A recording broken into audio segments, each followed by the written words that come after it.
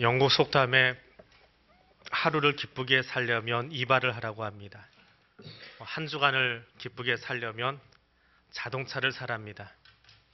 한 달을 기쁘게 살려면 결혼을 하랍니다. 1년을 기쁘게 살려면 새 집을 지으랍니다. 아마 서구 사회가 부부의 관계가 한 달밖에 안 가는 것 같습니다. 우리는 3년 콩깍지 씌운다는데. 그러면 영혼을 즐겁게 살려면 어떻게 해야 될까요? 하나님께 붙들려야 합니다. 하나님께 붙들리는 삶이 어떤 것인가라고 하는 것을 잘 보여주는 사람, 오늘 느헤미야의 이야기를 함께 보려고 합니다. 느헤미야서는 유대 땅으로 귀환하는, 바벨론의 포로로 끌려갔다가 귀환하는 세 번째 팀들, 그들의 이야기가 적혀 있습니다. 성벽을 재건하고 신앙 부흥운동을 일으키기 위해서는 어떻게 해야 하는가라는 이야기가 적혀 있고, 하나님의 사랑이 무엇인가를 알려주기 위한 내용들이 담겨 있습니다. 세 번째 귀환하는 이 이야기는 바벨론 침공으로 예루살렘이 파괴된 지 140년에서 170년 어간에 일어난 사건입니다. 이미 바벨론의 포로로 끌려왔다가 100여 년 전에 첫 번째 포로 귀환이 이루어졌습니다. 근데 그들이 유다로 돌아갈 때에 갑작스럽게 맞이한 해방이다 보니까 준비가 되어 있지 않아서 성벽을 어떻게 해야 될지, 나라를 어떻게 운영할지 전혀 준비가 되지 않은 채로 귀국을 했습니다. 그리고 한 세기가 넘도록, 100년이 넘도록 성전은 폐허가 된 채로 있었습니다. 그래서 포로로 끌려오기 전에 워낙에 유대 땅에 남아있던 사람들, 또 70년이 지나서 바벨론 포로를 끝내고 다리오 왕의 칙령으로 돌아간 사람들, 그리고 거기서 다시 한 세기가 지나서 세 번째 포로 귀환을 하는 느헤미야와 함께 돌아가고 있는 사람들, 아주 많은 세대가 다시 유다 땅에 가서 만나야 하는 그런 어색한 환경이 연출되고 있습니다. 그러면 중국에 가면 조선족이라고 있습니다. 조선족이 한국 사람인가요? 중국 사람인가요? 일본에 가면 제일교포 3세가 있습니다. 제일교포 1세 말고요. 그들이 한국 사람입니까? 일본 사람입니까? 추성훈은 어떤 사람인가요? 한국말 쓰니까 한국 사람인가요? 조금 거리상으로 떨어져 있는 러시아에 살고 있는 고려인들은 한국 사람입니까? 러시아 사람입니까? 우리 일본에서 해방된 지 70년이 됐습니까? 170년이 지난 유대인들의 이야기입니다. 70년만 떨어져 있어도 조선족에 대한, 고려인에 대한 제1교포 3세에 대한, 그리고 미국의 사탕수수밭 재건하러 갔던, 일제에서 강점기에 끌려갔던 사람들이 하와이에 정착해서 살아가고 있는데 그들이 미국 시민입니까? 한국 사람입니까? 70년밖에 안 됐습니다. 근데 100여 년이 넘어서 이제 그 땅을 다시 기억하고 돌아가고 있는 유대인들을 생각해 보십시오. 우리 역사에 견주어서 거기 남아있던 사람들이 다시 돌아오고 있는 고려인 조선족들을 바라보는 눈일 겁니다. 혹은 그 땅에 있다가 고국으로 돌아가고 있는 사람들의 마음입니다. 어떤 마음일까요? 근데 그렇게 긴 시간 140, 170년 동안 이방 땅에 살면서 그냥 살 수 있습니까? 언제는 가겠지라고 하는 것이 아니라 이제는 할아버지적 이야기인데 나는 여기서 정착하고 살아야지요. 그냥 살면 안 되겠지요. 그래도 공무원도 진출하고 할 수 있으면 고위 관직도 올라가는 게 좋겠지요. 조선족 매일 가이드만 하면 살면서 하면 되겠습니까? 좀 더 좋은 자리, 높은 자리에 올라가서 사실은 그 성을 통치할 수 있는 직급 좀 올라가면 좋겠지요. 그것이 느헤미야입니다. 술관원, 창세기부터 나오는 술관원입니다. 학자들에 의하면 이 자리는 총리급에 해당하는 자리라고 합니다. 술 따라주는 비서가 아니고 국무총리급에 해당하는 사람입니다. 이 사람이 어느 정도의 사람이냐, 왕이 신임을 하는데 왕 앞에서 날마다 술을 따라주고요, 그 음식을 관리해주고요, 그리고 왕비의 집과 왕비의 처소와 후궁의 처소를 왕에게 이야기하지 않고도 언제든지 들락거릴 수 있는 왕의 신임을 받고 있는 사람이 술 맡은 관원장, 그 나라 국무총리라고 합니다. 이방인이면서 외국인이면서 그 나라에서 왕에게 그 정도 신임을 받으려면 얼마나 치열한 경쟁 속에 그 자리까지 올라갔을까요? 그게 느헤미야입니다. 요셉이 꿈 해몽해 주었던 술 맡은 관원입니다. 그런데 이 느헤미야와 성격적으로 똑같은 사람이 하나 있어요. 이게 누구냐 하면 압살롬이라고 하는 사람입니다. 그럼 압살롬을 이야기할 때 우리가 하나 생각할 것은 내 안에 나에게 환경이나 어떤 생각으로부터 고통이 찾아오면, 두려움이 찾아오면 어떻게 대응하느냐라고 하는 거예요. 사람은 고통스럽게 사는 것보다 평안하게 살기를 원하지요. 누구나 다 같은 마음일 겁니다. 고통은 피해가고 평안함은 누리고 싶어 합니다. 근데 압살롬은 느헤미야처럼 경쟁을 통해서 된 것이 아니라 엄마 태에서 나와서 눈뜨고 응애하고 보니까 왕자예요. 아버지처럼 전쟁통에 왕자가 된 것이 아니고 저절로 왕자 되었고 얼굴은 얼마나 잘생겼는지 원빈 뺨칠 정도로 잘생긴 사람이에요. 인기도 대단했습니다. 머리도 좋습니다. 이 사람들 머리도 굉장히 좋은 부류의 사람들이에요. 그 좋은 머리에 그 좋은 외모에 왕자에 그런데 압살롬은 가만히만 있어도 누리고 살 수 있는데 어떻게 살아갔습니까? 이복형인 암논이 자기 친여동생에게 몹쓸 하고 나니까 복수하려고 이를 갈지요. 생각나는 대로 뛰어가지는 않습니다. 아주 용이 주도한 사람들이에요. 머리를 아주 잘 쓰는 사람입니다. 그래서 잔치 벌여놓고 형을 초대해다가 칼을 꺼내 죽이는 일을 합니다. 그리고 사람을 잘 모아요.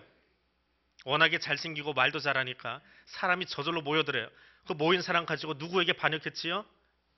아버지에게 반역하고 아버지를 쫓아내버립니다. 그것이 압살롬이에요. 근데 똑같이 머리도 좋고 훤칠하고 잘생긴 사람이 누구냐면 느헤미야예요. 그의 부조를 보면 아주 잘생겼습니다. 벽화를 보면.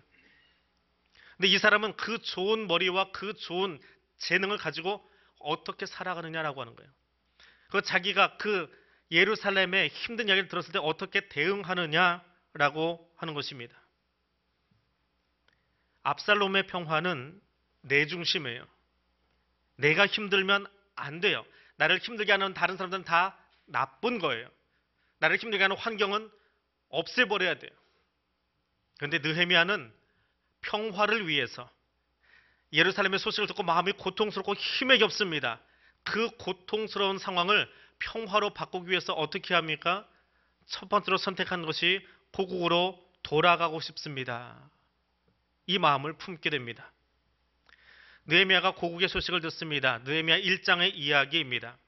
아닥사스다 왕 때에 수산궁에 있는데 하나니를 통해서 예루살렘의 이야기를 듣습니다. 그런데 예루살렘 성벽이 무너졌답니다. 예루살렘이 도시 기능을 상실해버립니다. 우리 고덕동, 상일동 지역은 서울인데 서울같지 않은 모습이 있어요. 멧돼지가 시내를 뛰어다녀요.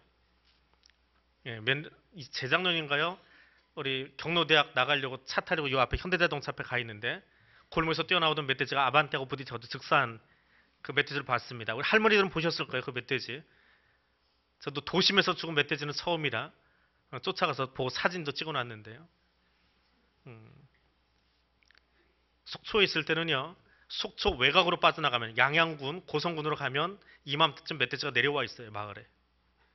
먹을 게 없으니까 먹을 것 찾아 내려와서 집 곳간을 뒤지기도 하고요. 뭐 조그만한 짐승 잡아먹기도 하고요. 가축들. 밭 다 헤집어 놓습니다. 성벽이 무너졌다라고 하는 것은 보호받을 장치가 없어졌다는 거예요.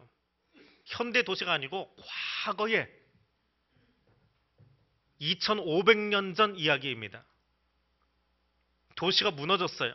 그러면 외적들이 그리고 보릿고개를 지날 때 산적들이 산에 있지 않고 그 화전민들이 먹을 걸 찾아서 이리저리 도적질하고 돌아다닙니다. 지켜줄 성이 없어서 멧돼지들도 수시로 성 안으로 오고 갑니다. 그럼 백성들이 얼마나 사는 게 힘들고 피곤할까요? 거기다가 내 나라, 내 땅이 아니고 남의 나라가 점령하고 있는 피식민지 국가 백성입니다. 사는 게 얼마나 힘들었을까요? 그 이야기를 듣는 거예요. 근데 그 소식을 듣고 뉴스로 듣고 아이고 멧돼지 죽었구나. 그게 아니고요. 그동안 얼마나 힘들었을까. 세상에 여기 한양 아파트 옆에 지나가던 아가씨가 갑자기 골목에 뛰쳐나온 멧돼지를 바라보고 놀래서 도망가던 장면이 KBS에 나왔는데 우리 동네 옆 동네 멧돼지 나왔어 하는 게 아니고 그 아가씨 얼마나 놀랬을까라는 마음 가져보셨어요? 느헤미야는 그 마음이라고요. 아이고 거기 성벽이 무너지고 나니까 내가 떠나간 게 아니라 우리 할아버지 때부터 떠나온 땅이에요. 그런데 거기 내 동포가 살아요. 그래서 그 나라가 힘들대요. 먹을 것이 없대요. 그러니까 가슴이 찢어질 것 같아요. 그래서 마음을 먹습니다. 금식해야 되겠다. 그날을 위해서 내가 뭔가를 좀 해야 되겠다. 그럼 금식을 시작하고 4개월을 합니다. 하루 이틀 한 것이 아니라 1장과 2장은 4개월의 시간 차이가 납니다. 아닥사스다 20년 니산월 긴 팔을 가진 왕이라는 별명을 가진 아닥사스다 1세 때에 금식기도 한 지 4개월 만에 잔치가 열립니다. 우리나라 달력으로 이때가 언제냐면 3월 중순에서 4월 중순 부활절이에요. 부활절 잔치예요. 쉽게 얘기하면. 부활절이 그 어간입니다. 자, 그때 이 중동족에서는 어떤 일이 있냐면 보리와 아마를 추수해요. 보릿고개를 넘기고 나서 힘든 겨우살이를 지나고 나서 곡식이 나오고 나니까 얼마나 신이 나요. 이제 먹을 게 생겼잖아요. 겨울에 아사하고 동사하고 사람들이 죽어 나가다가 2500년 전 얘기예요. 그러다가 봄이 돼서 첫 먹을거리가 나오니까 왕이 잔치를 벌입니다. 그게 부활의 잔치예요. 곧 예적부터 있었던 태양신의 잔치이기도 하고요. 근데 그 잔치가 벌어질 때 왕 앞에 나와서 누구든지 내게 이런 은혜를 베풀어 주십시오라고 이야기하면 왕은 다 들어주어야 하는 관습이 있었다고 합니다. 그러니까 예레미야의 금식 기도는 그냥 그 땅 생각하고 갑자기 충동적으로 일어난 금식 기도가 아니에요. 압살롬이나 느헤미야나 어떤 사람이요? 느헤미야요. 제가 예레미야로 틀리게 하는 것 같은데, 느헤미야는 굉장히 용의주도한 사람이에요. 머리 좋은 사람이에요. 생각나는 대로 행동하는 것이 아니라 철저하게 계산하고 행동하는 사람입니다. 내가 금식을 하는데 언제까지? 바로 그때, 보리 추수하는 그때, 왕이 잔치할 때 그 자리에서 한번 얘기해 봐야 되겠다. 왜? 가벼운 이야기가 아니기 때문에요. 바사제국에서 이방인이면서 총리까지 올라가려면 얼마나 머리를 쓰고 얼마나 영리하게 행동을 해야 그 자리에 올라갔을까요? 그리고 그 자리에 올라가고 나면 그 다음에 일어나는 일은 이 자리를 편안히 오래 누리고 싶겠지요. 오래 누리고 싶겠지요. 정치하는 사람들, 정치 현장에 들어가고 나면 밑으로 내려가고 원치 않습니다. 얼마든지 시간만 되면 기회만 되면 더 윗자리로 가고 싶은 거예요. 그러다 총리까지 올라갔어요. 더는 위에 없어요. 그럼 그거 누려야지요. 일신의 행복에 탐닉하면서 살아갈 수 있는데 느헤미야는 금식기도 하는 중에 그것을 포기합니다. 중앙정부 관리가 아니라 지방정부 행정관으로 내려가려고 마음을 먹습니다. 포항에 지진이 났었는데 혹시 기억하십니까? 아주 포항을 가보지 않아서 얼마 전에 사진 하나 보고는 굉장히 미안하더라고요. 포항에 계신 분들에게. 그 지진 나던 날 목양실에 앉아 있었는데 두 번째 지진에 의자가 흔들렸어요. 그때 의자에다 두 발을 다 올려놓고 있었습니다. 그래서 의자가 흔들릴 때 몸이 같이 왔다 갔다 하는 거예요. 근데 거기 살던 사람들은 지금도 이 겨울 다 지나도록 자기 집에 못 들어가고 체육관에 텐트 쳐놓고 살고 있습니다. 난민촌처럼 일렬로 쭉 맞추어진. 우리 휴가 가서 쓰는 이 앞에 차양 있는 텐트가 아니고요. 그냥 동그랗게 원통형으로 만들어진 텐트 안에 한 가족들이 다 들어가 살고 있어요. 그런데 그 모습을 보고 나더니 이낙연 총리가 내가 중앙정부에서 매일 이것만 해라 저래라 해가지고는 포항을 구제를 못하겠다. 그래서 총리직을 어느 날 내려놓고 내가 포항시장이 돼서 가서 포항을 살리겠습니다. 라고 문재인 대통령에게 이야기한다고 하면 얼마나 큰 뉴스거리일까요? 느헤미야가 예루살렘에 가겠습니다라고 하는 이야기는 바로 그 이야기입니다. 예루살렘이 너무 힘들어요. 근데 내가 총리직 이거 가지고는 저 땅을 고치지 못하겠습니다. 내가 직접 가서 총리가 아니라 지방시장을 하더라도, 지방 총독을 하더라도 그 땅을 살리겠습니다라고 하는 이야기입니다. 그리고 그것 때문에 금식을 합니다. 여러분, 금식 해보셨습니까? 무엇 때문에 금식하십니까? 내 일신상의 안위를 위해서가 아니라, 내 길이 형통하길 위해서가 아니라 하나님의 나라 때문에, 하나님의 백성들이 겪는 고초 때문에 4개월 금식한 느헤미야의 모습 돌아볼 수 있기를 원합니다. 그리고 그 금식은 어떤 이유에서 시행된 것입니까? 하나님의 음성을 듣기 위해서 기도한 것입니다. 때가 되어서 왕이 잔치를 벌입니다. 식사가 끝난 뒤에 술이 나옵니다. 술이 있으니 당연히 그것을 관리하는 느헤미야가 그 자리에 등장을 합니다. 왕은 여느 때 술을 올리고 있습니다. 그런데 4개월 동안 금식하면서 그 나라를 생각하고 기도하다 보니까 부재간의 얼굴에 표현이 된 것 같아요. 예전에는 그런 적이 없었는데 너 어째서 그러냐라고 하는 왕의 물음에 느헤미야가 두려워했다라고 이야기합니다. 왜 두려워했을까요? 신하는 왕 앞에 나아갈 때에 포커페이스 해야 돼요. 집에서 부부싸움하고 나왔건 오다가 넘어져도 무릎이 아프건 상관없어요. 왕 앞에서는 해 하고 웃고 있어야 돼요. 근데 얼굴에 근심이 있어요. 이거는 관례가 아닙니다. 또 하나, 지금 내가 작정하고 왕에게 이야기했으면 좋겠다라고 하는 그 일, 오늘 왕이 왕 앞에서 내가 이야기하면 들어줄 수 있는 그런 날이긴 하지만 지금 내가 하고자 하는 이 이야기의 내용이 뭐냐는 거예요. 예루살렘 성 재건이지요. 그런데 그 내용이 뭐냐 하면 쉽게 예를 들기 위해서 그렇게 표현합니다.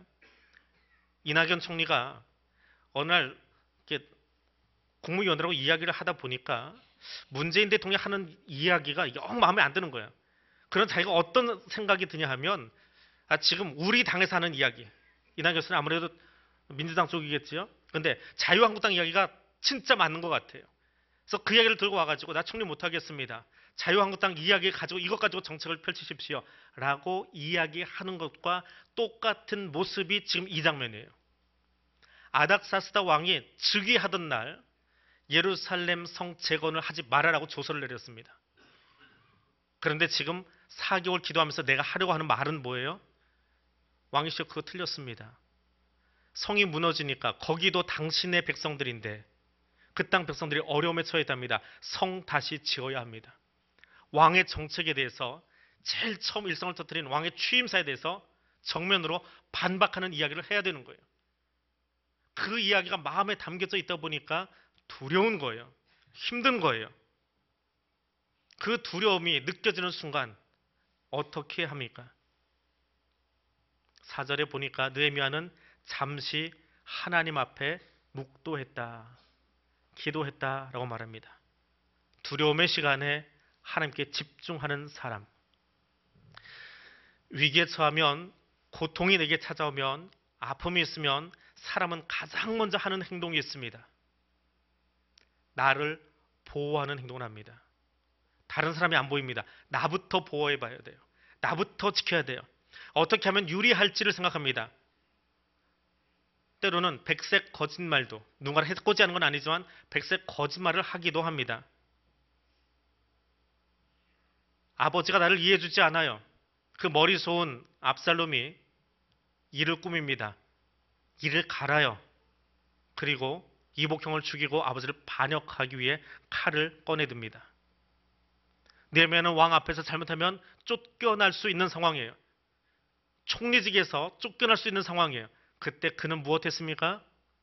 칼을 가는 것이 아니라 하나님께 나아가서 잠시 묵상 기도합니다. 내 마음속에서 올라오는 소리, 위기를 모면하기 위해서 한마디 하면 끝나버릴 이야기지만 내 안위를 위해서, 내 위용을 위해서 내 속에 있는 본능에 치달으는 생각이 아니라 하나님께 나를 붙들어 매기 위해서요. 기도는 뭐라고요? 내 마음을 하나님께 붙들어 매는 거예요. 내 속에서 오라는 본능의 소리에 귀를 기울이는 것이 아니라 하나님께 나를 붙들어 매는 것이 기도입니다. 하늘의 하나님, 종이 밤낮 주님 앞에서 이스라엘 자손을 위하여 드리는 기도에 귀를 기울여 주십시오. 1장에 나오는 기도이지요. 4개월 동안 그 기도를 하면서 그 기도가 자신의 비전이 되어지고 그 기도가 자신의 삶의 목적이 되어지고 그것이 자신의 목적이 된 순간 비로소 하나님의 사람이 되는 것입니다. 하나님의 소리에 귀 기울이는 사람 되시기를 바랍니다. 그리고 그 소리를 듣는 순간 느헤미야는 하나님을 의지하는 사람이 되어집니다. 왕의 재갈을 얻은 후에 유대 땅으로 갑니다. 내가 무엇 해주랴? 유대 땅 돌아가고 싶습니다. 성 재건하고 싶습니다. 총리 자리 포기하겠습니다. 제국의 저변방, 페르시아 제국 제일 서쪽 가장자리, 조그마한 팔레스타인 지역, 거기 지방 행정직으로 총독으로 보내주십시오. 내가 중앙정부에서 총리로서 누리던 모든 특혜와 특권들 포기하겠습니다. 죄송합니다.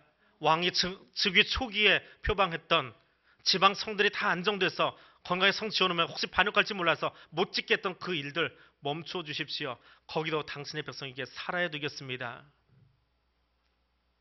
그렇게 왕을 바꾸려면 누구를 움직여야 돼요? 기도 열심히 하고 용의 주도하고 말 잘하는 느헤미야가 말을 잘 만들어서 미사역구를 잘 섞어서 이야기하면 왕이 바뀔까요? 아니요. 그 왕의 왕이신 하나님, 만군의 하나님이 왕을 움직이면 돼요. 그럼 이 하나님을 움직이려면 뭐 하는 거예요? 그게 기도예요. 그 하나님과 기도자의 마음이 통하면 하나님의 권력을 위임해 놓은 왕은 움직이게 되어 있습니다. 왕이 움직입니다.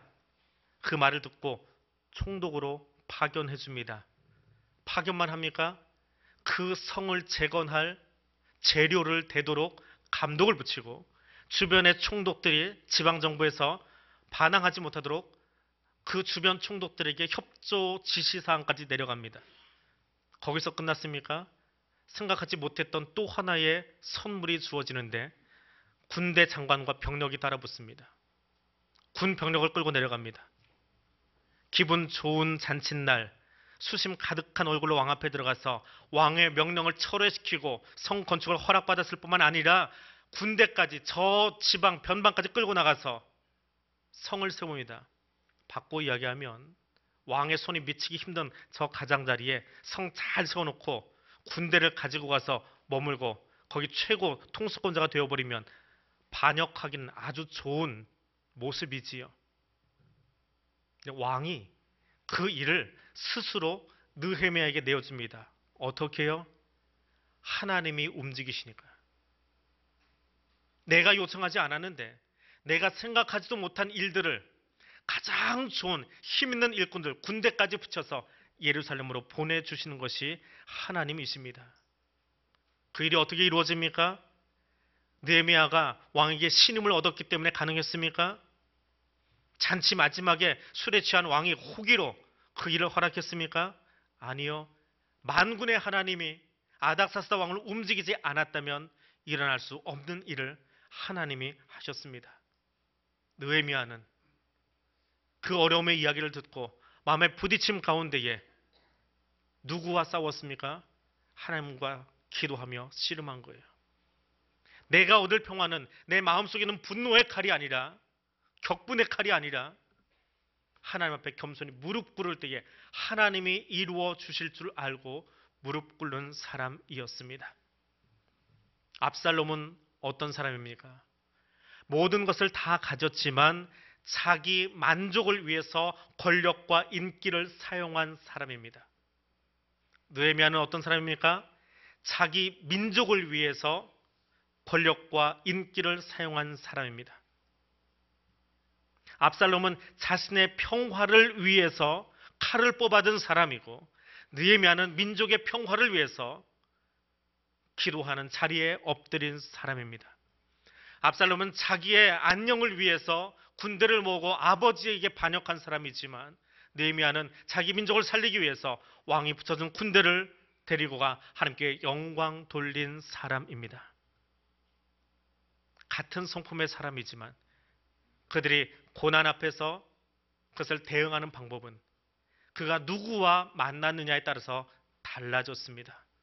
본능에 충실한 사람이었는지 아니면 자신을 꺾고 십자가 앞에 무릎 꿇으며 하나님의 나라를 구했던 사람인지에 따라 그 두 사람의 삶은 달라졌습니다. 좋습니다.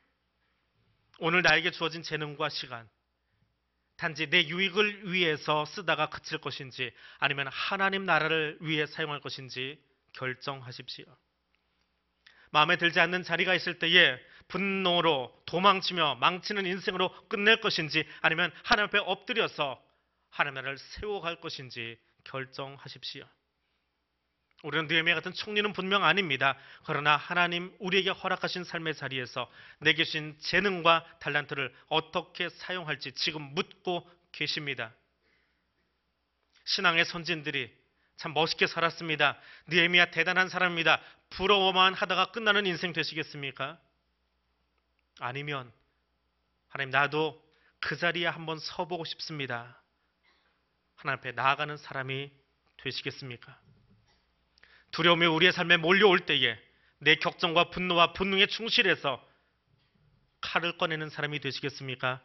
아니면 하나님 앞에 기도하기 위해 엎드리는 사람이 되시겠습니까?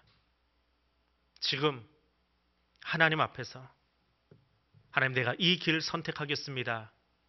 결단하는 저와 여러분 될 수 있기를 원합니다. 기도하겠습니다.